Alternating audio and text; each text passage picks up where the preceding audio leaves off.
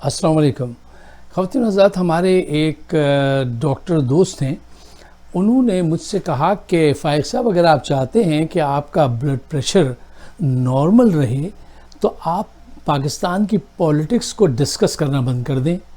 میں نے کہا صاحب یہ تو نہیں ہو سکتا. تو کہنے لگے اگر یہ نہیں ہو سکتا تو پھر یہ کیجئے کہ ایک دن کا ناغہ کر لیا کیجئے. تو میں نے کہا یہ ہو سکتا ہے. کہ میں نے کہا پھر اس کا کیا فائدہ ہوگا؟ کہیں گے ایک دن ناغہ کرنے کے بعد آپ وہ باتیں کیا کریں جو آپ ہمارے ساتھ کرتے ہیں. میں نے کہا یو مین لائٹ انٹرٹینمنٹ؟ کہنے لگے جی آپ وہ باتیں کیجئے جو ذرا شگفتہ ہوں, بہت کاسٹک نہ ہوں. خواتین و حضرات, ہمارے ایک دوست مجھ سے پوچھ رہے تھے جن کا تعلق نون لیگ سے ہے, کہنے لگے یار کوئی فائق صاحب ایسا طریقہ بتائیے کہ نواز شریف صاحب کی تقریروں کے بعد پاکستان کے عوام بہت ہم سے نفرت کرنے لگے ہیں, حتیٰ کہ پارٹی کے لوگ بھی جو ہے پارٹی چھوڑنے کی سوچ رہے ہیں, اور اب ہم دوبارہ اپنی پہلے والی پوزیشن پہ کیسے چلے جائیں, کیسے واپس حاصل کر سکتے ہیں. تو میں نے ان سے کہا میرے عزیز, سیاست میں اکثر یہ مقام آتا ہے کہ پھر آپ کے پاس کوئی چوائس نہیں ہوتی.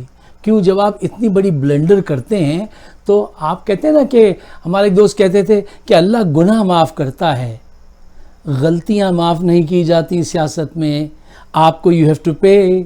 اچھا, ایک قصہ یاد آیا جو میں نے کہا نا کہ کچھ مقام ایسے ہوتے ہیں کہ پھر دیٹس اٹ, ڈیڈ اینڈ کا بورڈ لگ جاتا ہے.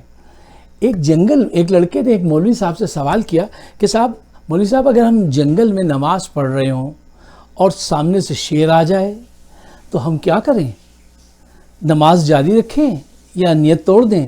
تو مولوی بہت ذہین آدمی تھے, کہنے لگے اگر تیرا وضو باقی رہ سکتا ہے تو نماز پڑھ لے, وضو تیرا باقی نہیں رہتا تو توڑ دے. تو ظاہر سی بات ہے جب اتنی بڑی آفت سامنے سے آ جائے گی, اب جب لوگ نون لیگ کے پیچھے ڈنڈے لے کے عوام نکلے گی تو پھر نو ریٹرن ہے نا پھر تو ان کا. اچھا, مولوی صاحب کا ذکر آ گیا ہے تو ملا جی کا ذکر کرنا بڑا ضروری ہے. اچھا, میں مولوی کرتا ہوں احترام, تو میں ان کو مولوی نہیں کہتا, ملا کہتا ہوں. اچھا جی, ملا جی کا قصہ یہ ہے کہ ملا جی جو ہیں وہ ان کو کوئی خرید نہیں سکتا. کیوں نہیں خرید سکتا؟ اس لیے نہیں خرید سکتا کہ وہ بکتے نہیں ہیں, وہ رینٹ پہ جاتے ہیں.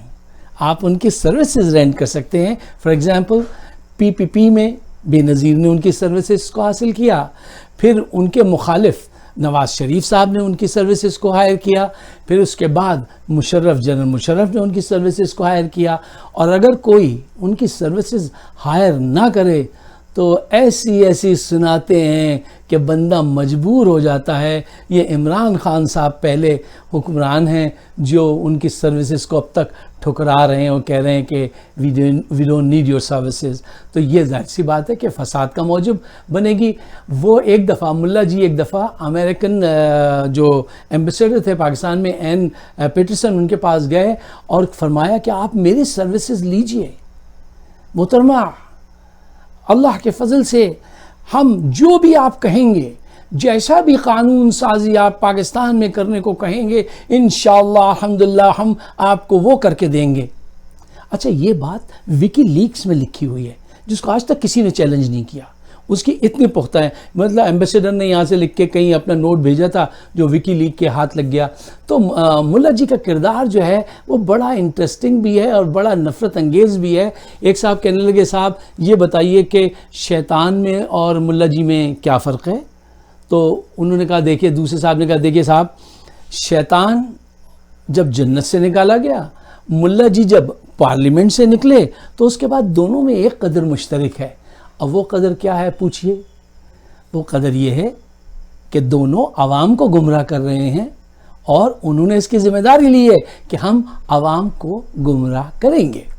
اچھا, کچھ ذکر ہو جائے نون لیگ کا بھی کہ ایک صاحب پی ٹی آئی سے, ایک نون لیگ کے ورکر پی ٹی آئی کے ورکر سے پوچھ رہے تھے, کہہ رہے تھے آپ یہ بتائیے کہ تبدیلی کیا ہے؟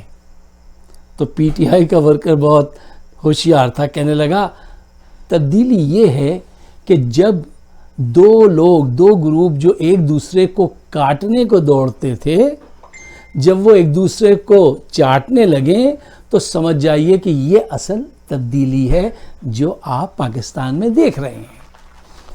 پاکستان میں جمہوریت، آپ نے کبھی وہ پکچر دیکھی ہوگی، آپ جا کے گوگل کیجئے مل جائے گی آپ کو، کہ ایک گائے ہے، نیل گائے، اس پہ چاروں طرف سے حملہ کیا ہوا ہے شیروں نے، کوئی اس کی گردن، کوئی اس کی پیٹھ پہ چڑھا ہوا ہے، اس کو نوچ رہا ہے، کھا رہے ہیں۔ یہ پاکستانی پولیٹیشین ہے، اور وہ نیل گائے جو ہے وہ سمجھ لیجیے آپ جمہوریت ہے۔ اچھا، یہ لوگ جو پاکستان کو اس طرح سے لوٹ رہے ہیں، ان کو شرم بھی نہیں آتی؟